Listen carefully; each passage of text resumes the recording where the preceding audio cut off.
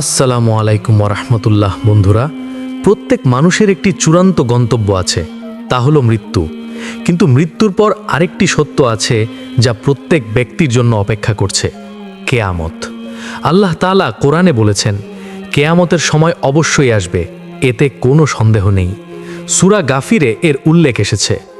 রাসূলুল্লাহ সাল্লাল্লাহু আলাইহি ওয়াসাল্লাম বলেছেন, কেয়ামতের কাছাকাছি সময় এমন কিছু নিদর্শন প্রকাশ পাবে যা আগে কখনো দেখা যায়নি। মানুষের মধ্যে বিশৃঙ্খলা বেড়ে যাবে, অত্যাচার সাধারণ হয়ে যাবে, সততা লোপ পাবে এবং পৃথিবীতে প্রকাশ্যে মন্দ কাজগুলো স্পষ্ট হয়ে উঠবে। ছোট নিদর্শনসমূহ। রাসূলুল্লাহ সাল্লাল্লাহু আলাইহি ওয়াসাল্লাম বলেছেন, সন্তানরা তাদের পিতামাতার অবাধ্যতা করবে, মসজিদগুলোতে ভিড় হবে, কিন্তু মানুষের হৃদয়ে ঈমান দুর্বল হয়ে যাবে। মানুষ ভবন নির্মাণে একে অপরকে ছাড়িয়ে যাওয়ার চেষ্টা করবে, জ্ঞান উঠে যাবে, অজ্ঞতা বেড়ে যাবে এবং সময় এত দ্রুত অতিবাহিত হবে যে দিনগুলো ঘন্টার মতো মনে হবে। রাসূলুল্লাহ সাল্লাল্লাহু আলাইহি ওয়াসাল্লাম বলেছেন, কিয়ামতের কাছাকাছি সময়ে ব্যভিচার, মদ্যপান এবং পাপাচার প্রকাশ্যে ঘটবে, শান্তি কেড়ে নেওয়া হবে এবং মানুষ পাপ করার সময় একটুও লজ্জা অনুভব করবে না। এসব কিছু আমরা আমাদের আজকের পৃথিবীতে দেখতে পাচ্ছি। কেয়ামত কোনো কাল্পনিক গল্প নয়, এটি সত্য। আর সেই দিন প্রত্যেক ব্যক্তি তার রাবের সামনে দাঁড়াবে। প্রশ্ন হলো, আমরা কি সেই দিনের জন্য প্রস্তুত? কেয়ামতের কাছাকাছি সময় এমন বড় নিদর্শন প্রকাশ পাবে যা মানুষের হুঁশ উড়িয়ে দেবে।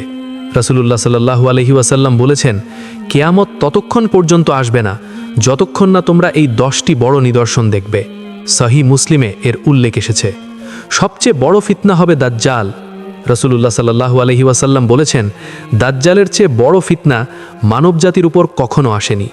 সে এক চোখে অন্ধ হবে এবং তার কপালে কাফির লেখা থাকবে, যা শুধু মুমিনরাই পড়তে পারবে। সে মানুষকে রুটি ও সম্পদ দেবে, কিন্তু আসলে তাদেরকে পথভ্রষ্টতার দিকে নিয়ে যাবে। তার কাছে জান্নাত ও জাহান্নামের মতো দুটি জিনিস দেখানো হবে, কিন্তু সব কিছুই প্রতারণা হবে। কিন্তু আল্লাহ তার বান্দাকে একা ছেড়ে দেবেন না। হযরত ঈসা আলাইহিস সালাম পুনরায় পৃথিবীতে অবতরণ করবেন। তিনি দামেস্কা অর্থাৎ সিরিয়ার সাদা মিনারে অবতরণ করবেন। তিনি দাজ্জালকে হত্যা করবেন এবং পৃথিবীকে ন্যায় বিচারে পূর্ণ করবেন, যেমনভাবে তা অত্যাচারে পূর্ণ ছিল। এরপর আরেকটি ভয়ঙ্কর ফিতনা আসবে, ইয়াজুজ ও মাজুজ। তারা জুলকারনাইনের তৈরি করা প্রাচীর ভেঙে বেরিয়ে আসবে। তাদের সংখ্যা এত বেশি হবে যে পৃথিবী তাদের দ্বারা পূর্ণ হয়ে যাবে।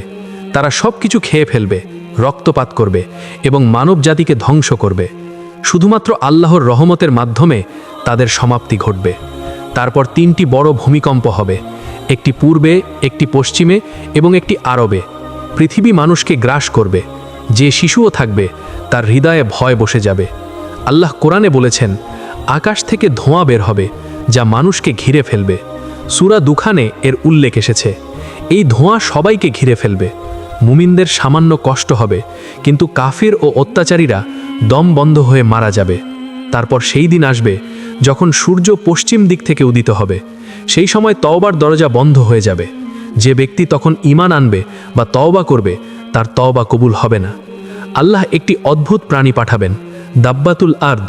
সে মানুষকে তাদের ঈমান ও কুফরের সালে চিহ্নিত করবে। মুমিনের কপাল ঝকঝক করবে আর কাফিরের কপাল কালো হয়ে যাবে। শেষ নিদর্শন হবে একটি আগুন যা ইয়েমেন থেকে বের হবে এবং মানুষকে হাসরের দিকে তাড়িয়ে নিয়ে যাবে। এই আগুন মানুষকে চূড়ান্ত হিসাবের দিকে নিয়ে যাবে।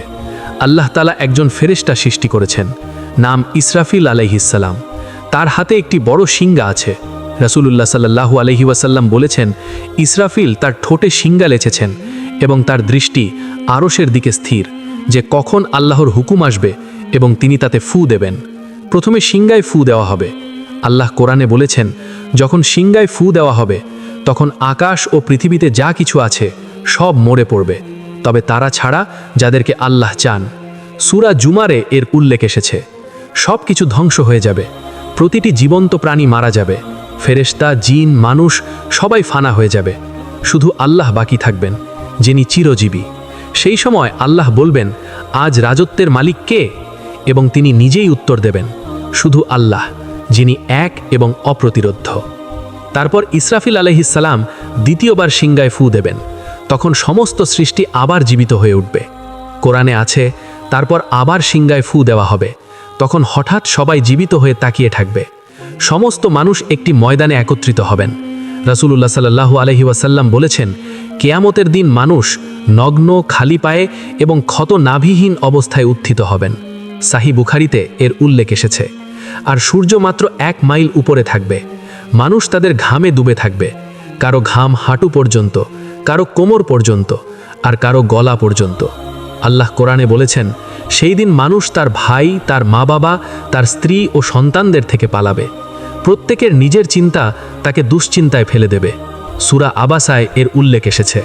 কিয়ামতের দিন পৃথিবী বদলে দেওয়া হবে। আল্লাহ বলেছেন, সেই দিন পৃথিবী ও আকাশ বদলে দেওয়া হবে এবং সবাই আল্লাহর সামনে হাজির হবে। সূরা ইব্রাহিমে এর উল্লেখ আছে।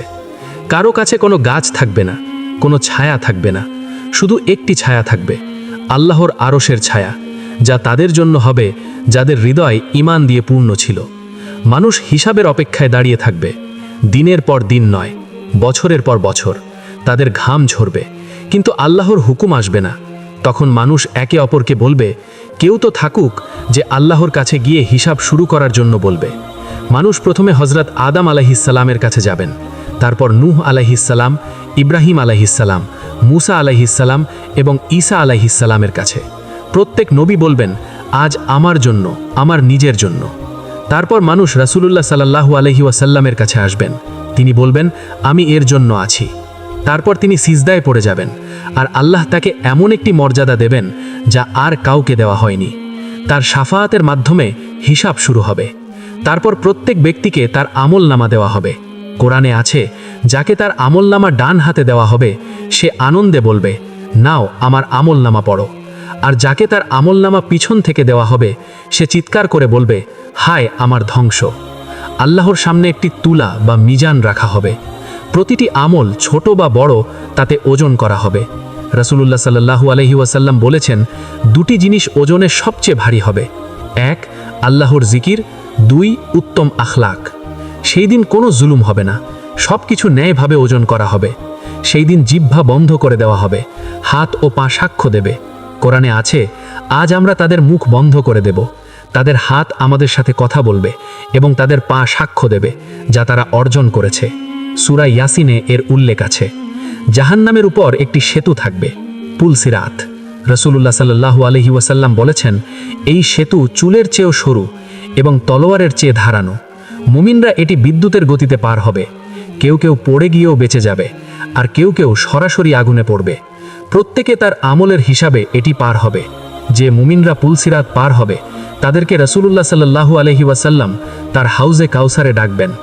এর পানি দুধের চেয়ে সাদা, মধের চেয়ে মিষ্টি এবং কস্তুরীর চেয়ে সুগন্ধি হবে। যে একবার এটি পান করবে সে আর কখনো পিপাসার্ত হবে না। তারপর আল্লাহ তাআলা তার মহিমা নিয়ে প্রকাশিত হবেন।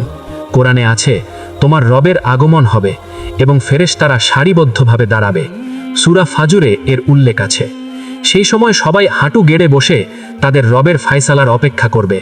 কোনো জিহ্বা চলবে না, কোনো মিথ্যা থাকবে না, শুধু সত্য ও ন্যায় বিচার থাকবে। প্রত্যেক ব্যক্তিকে একা ডাকা হবে, তার আমল তার সামনে রাখা হবে।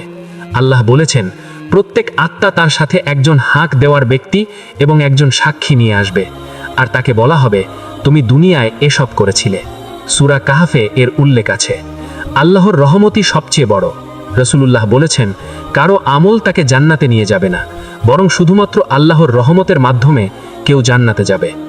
এক ফোঁটা অশ্রু যা আল্লাহর ভয়ে ঝরে, একটি খাঁটি তওবা, একটি নেক আমল, এগুলি সেই দিন পাহাড়ের চেয়েও ভারী হতে পারে। হে শান্তি পাওয়া আত্মারা, তোমরা জান্নাতে প্রবেশ করো তোমার আমলের বিনিময়ে। তাদের মুখ উজ্জ্বল হবে, হৃদয় শান্তিতে ভরে যাবে।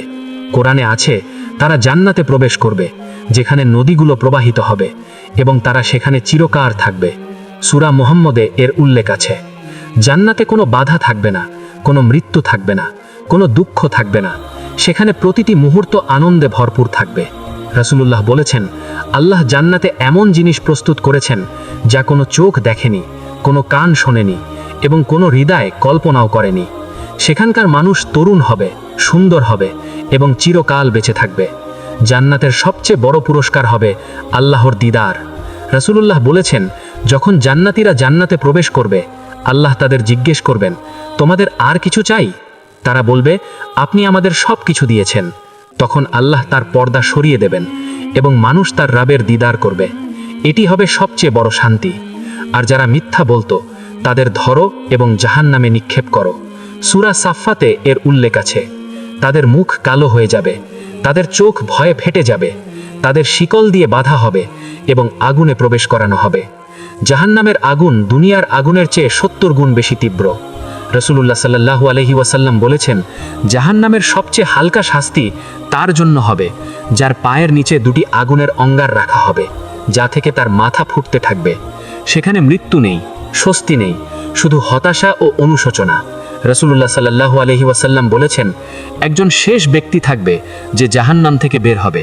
সে বলবে, হে রব, আমাকে আগুন থেকে দূরে রাখুন। তারপর আল্লাহ তাকে ক্ষমা করবেন, জান্নাতের কাছে নিয়ে যাবেন এবং বলবেন, যাও, তোমাকে